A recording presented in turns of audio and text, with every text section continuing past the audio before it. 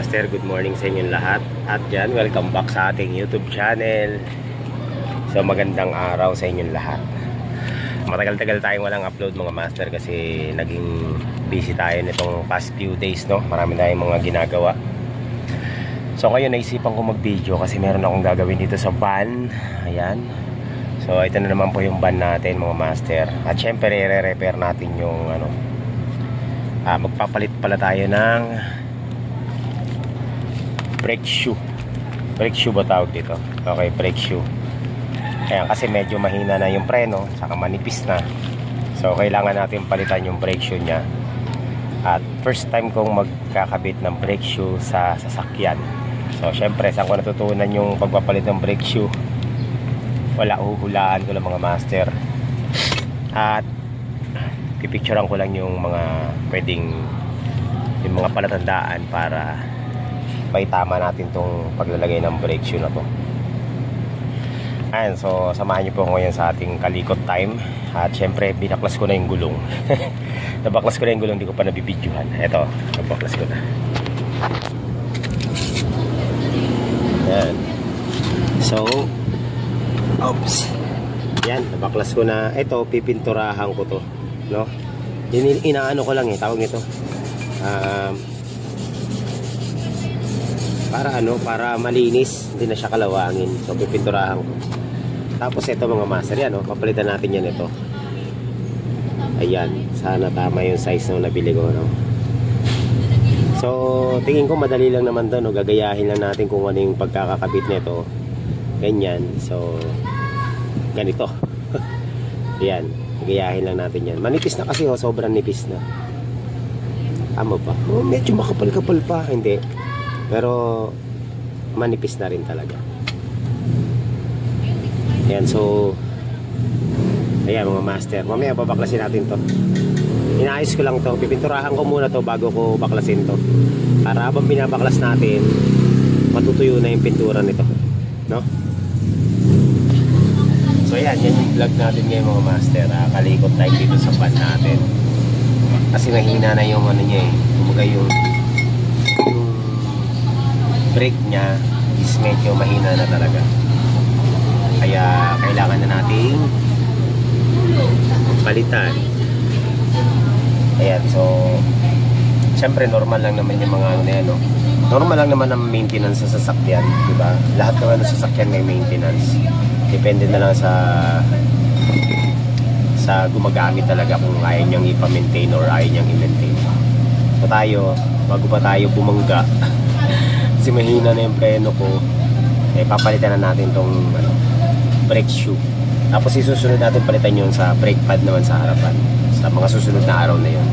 Unahin muna natin tong itong sa likod, kasi ito talaga yung napansin ko mahina, dahil kapag nagka-handbrake ako gumagalaw pa rin siya. So ayun, actually hindi ko pa nga na-adjust to. Pwede naman i-adjust pero ayoko nang i-adjust, palitan ko na ng bago, no?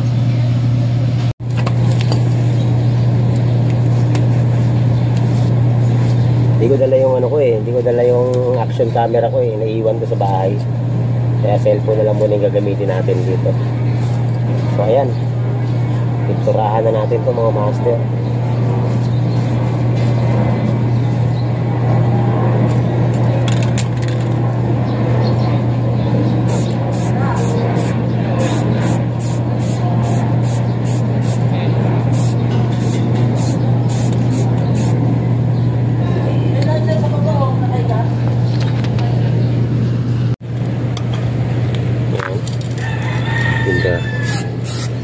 Pinturahan na natin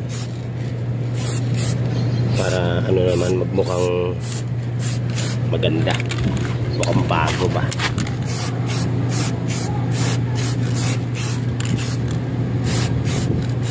Actually may pintura to kaso siguro sa tagal na rin, no? Hindi na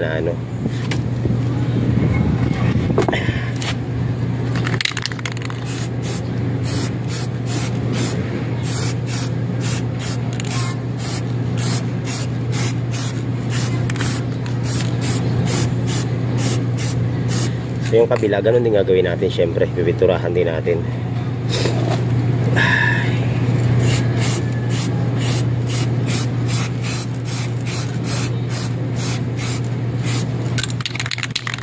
unti-unti nating aayusin tumban natin mga master para mas maging ano siya, maging presentable.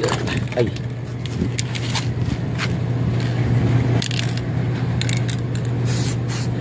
so gaya nga sabi ko dati, most of the time, most ng ating gagawin dito sa van is lahat talaga ano, DIY, no? Tayo lang yung gagawa. Palakasan lang ng loob yan mga master.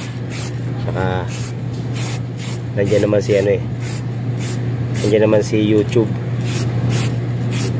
Okay, so yan, ayos na. So ayan, babaklasin na natin tong ano na to, brake shoe na to. Kailangan na natin ng long nose dito, long nose, para mabaklas na natin to mga to. Madali lang naman baklasin to, no? Basic lang to mga master, kahit beginner kayang-kayang gawin to. Sayang, dapat di pa ako bumili. Pwede naman tong i-adjust lang dito sa ilalim para sumikip ulit. Makapal pa pala, medyo makapal pa siya, pero okay na rin. Pang reserve na lang natin to, tatabi natin to, no? Pwede kasing ipa-riband to eh, pero at least alam na natin na pwede na lang i-adjust dito. Lagyan ko nga ng ano to, WD-40. Ayan. Etong ano natin, brake pump na to, checkin natin yan kung may leak na yan. Mukha namang walang leak kasi malalaman mong may leak yan kapag basa na yung gilid na yan. So mukha naman siyang walang leak, kaya all goods pa yan mga master. Alright. So tanggal. Actually hindi ko alam kung anong unang tatanggalin dito, pero sa nakikita ko naman,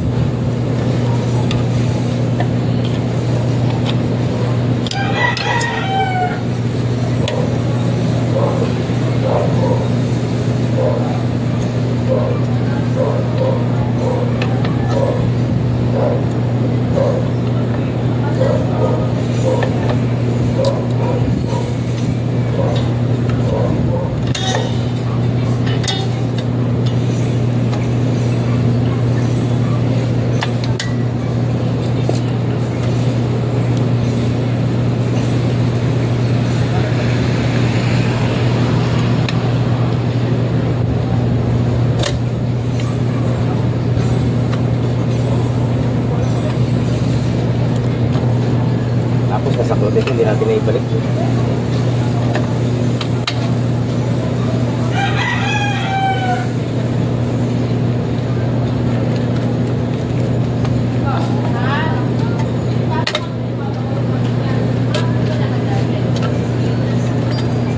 Ayun. So, ito yung stock.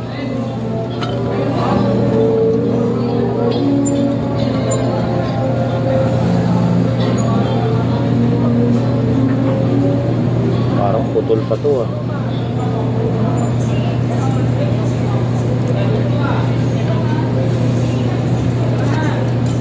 Ngayon susukatin natin kung tama. Tama naman. Kinabahan ako dun, kala ko hindi pareho eh.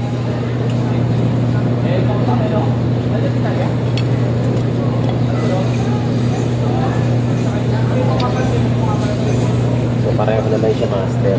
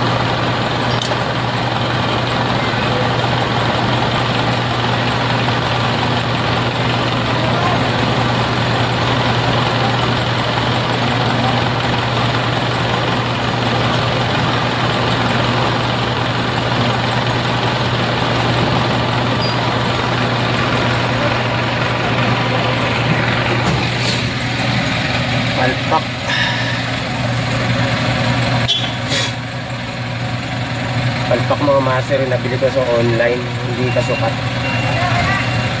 Pareho siya pero maiksi, no? Hindi kagaya ng stock nito. Kapag pinit mo siya, saktong-sakto.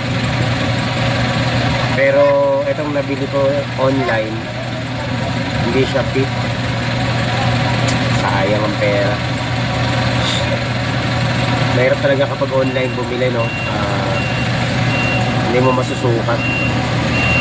So ang gagawin na lang natin mga master, wala, no choice, hindi natin magagamit to. Kakabit na lang natin yung stock, tapos mag-a-adjust na lang tayo sa ilalim. Yun na lang. So mali po, hindi po kasya. Ayan, ang layo ng agwat to. Titingnan mo pa lang, malayo na talaga.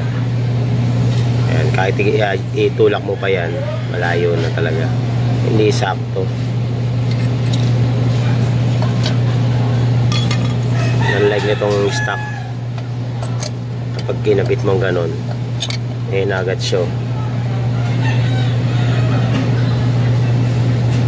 So hindi siya pareho. Tsaka maiksi yung ano niya, itong bakal, itong area na to, na maiksi siya compare sa stock. Mahaba yung stock. Dito pa lang ang layo, no? Ayan, no? Ang layo ng diferensya niya, hindi pareho.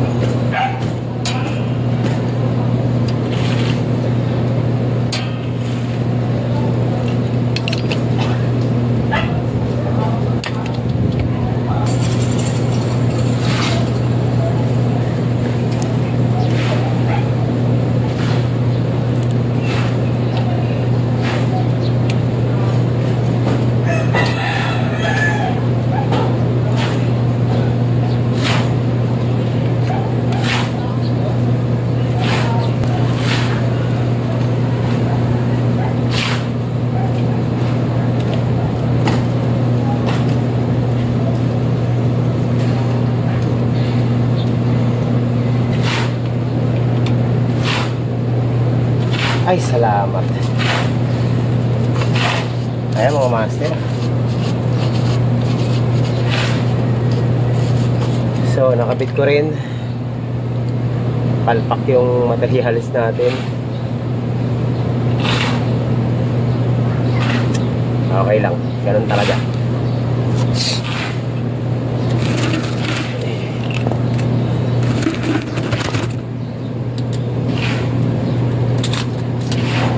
Tanggalin natin itong pintura ng natin, gumi dun eh. Oh, master. Patanggalin na natin yung pintura dito kasi na to eh, nag-gumi dun na. Ayan.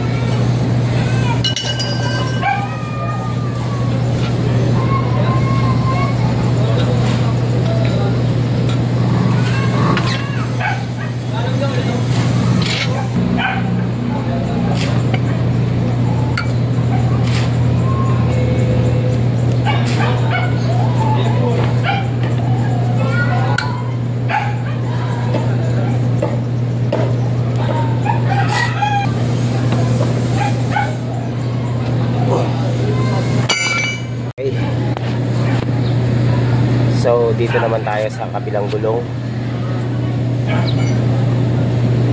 Naluwagan ko na to eh.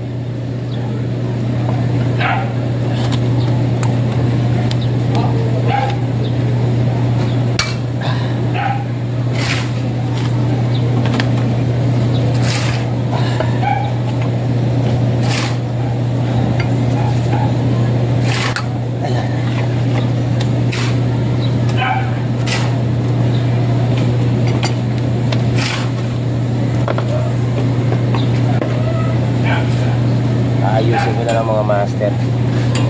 Adjust ko na lang yung ano,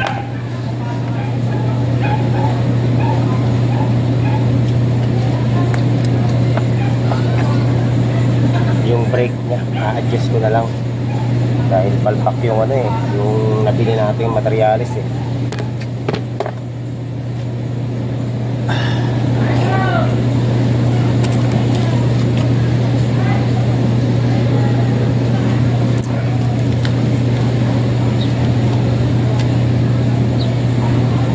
Okay, lagay natin sa ilalim para safe. Yan. Oh, naputol. Patay.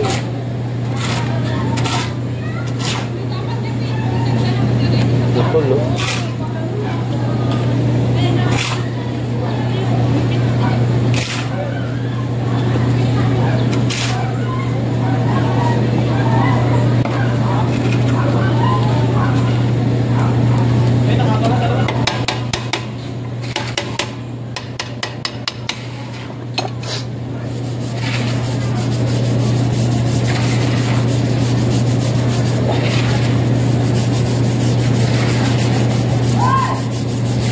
Pipinturahan din natin.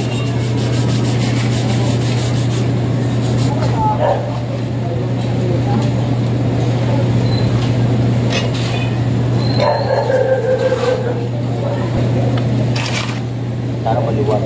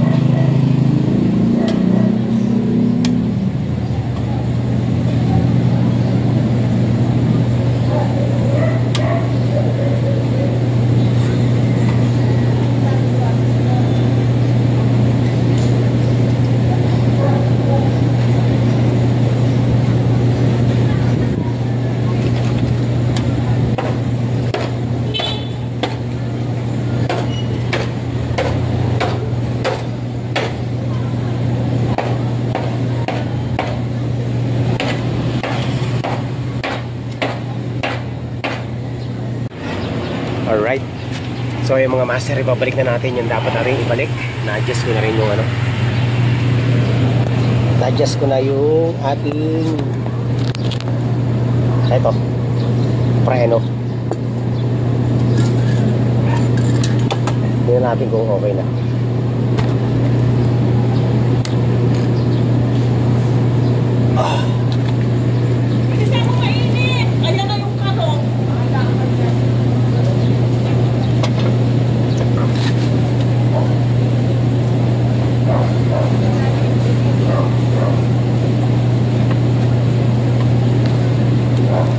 Para masyado pa masikip pa. Konting adjust pa.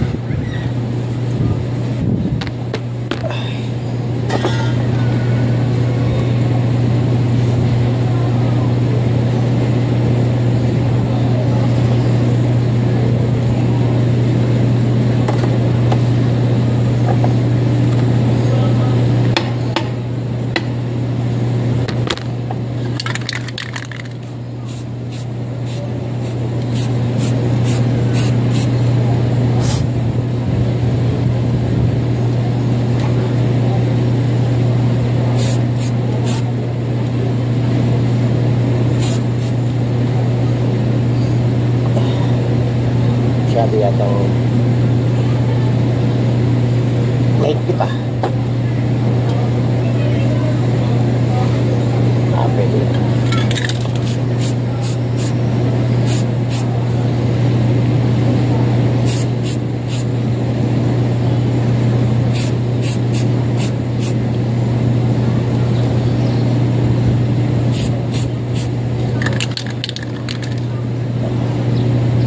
Alright.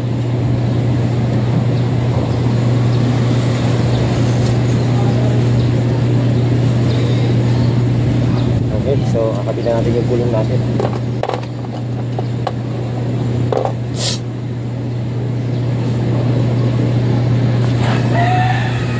Grabe, napakainit dito sa pwesto ko. Tirik na tirik kasi yung araw. Okay lang yan. Tapusin na natin to.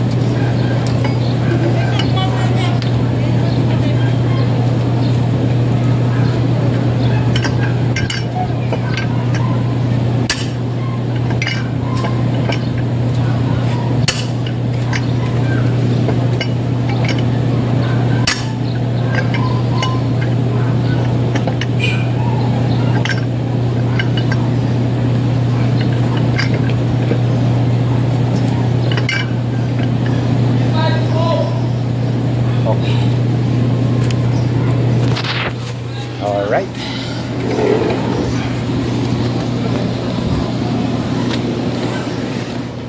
Grabe, init.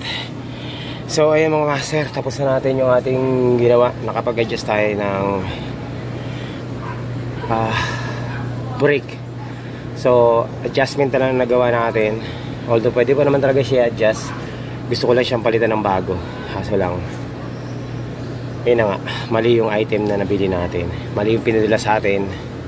Tama yung description sa order pero mali yung napadala. Kaya ang gagawin natin dyan sa product is isusoli natin. So nakapag-fill up na ako ng refund and waiting na lang ako para sa pag-pick up dito sa atin, no? Ayan. So pagod ako mga master, nakakapagod kasi sobrang init. So yan lang, palpak yung pinadala sa ating item, pero nagawan pa rin natin ng paraan yung ating trabaho dito. At syempre nag-adjust na lang muna tayo ng brake para mas safe, no? So hindi natin nagawa na palitan ng brand new, pero pwede pa naman sa adjustment kasi makapal pa yung aking brake shoe pala, makapal pa pala yung brake shoe. So okay lang, kung marerepand okay lang din. Ang bibiling ko na lang is yung sa harapan na lang. Checkin ko yung brake pad sa harapan kung palitan na. So yun lang mga master, maraming salamat sa pagsama nyo rito sa ating DIY. Hindi man naging successful pero nagawa pa rin natin yung dapat natin gawin. Alright, so yun lang, thank you and God bless inyo lahat. Grabe, sobrang pagod. Pinakulit natin yung pinadala sa atin na pyesa, no? Galing to sa Malabon Finest Auto Parts. So yan, sa kanila medyo nagkamali sila ng bigay sa akin. Sayang kasi kailangan ko pa naman. So yan, nakapack na maayos para pag pinick up sa atin ng delivery courier service okay na, no? So yan lang mga master. Ito nga pala yung van natin na bulok at unti-unti nating inaayos. Ayan. So na-adjust ko na yung preno. Yung sa harap na lang papalitan natin. Grabe. Lahat po ng gagawin natin dito mga master, DIY lang. Kaya hindi tayo gagastos ng malaki dito. Sa pyesa lang tayo gagastos, malamang, sigurado yan. So all good. Ang engine nito is naman, napakaganda ng takbo ng engine nito. Sobrang tahimik. So ayan lang mga master, maraming salamat sa inyong lahat. Medyo magulo yung loob ng van kasi nag-ayos nga ako, no? Ang daming mga tools na nailabas. So okay na yung brake pad natin, brake shoe natin sa likod. Medyo nahigpitan ko na. Na-adjust ko na. Yan, so hindi na nakakatakot ulit. Kasi minsan madulas na kumbaga mahina yung kapit. Ramdam na ramdam ko, kaya kala ko sa pag-order natin ito matatapos yung problema, susolve na yung problema natin. Hindi pa pala. Okay, so pag na-refund order tayo ulit ng tama. Sana tama na yung yung ibigay sa atin, no? Kasi kailangan ko din.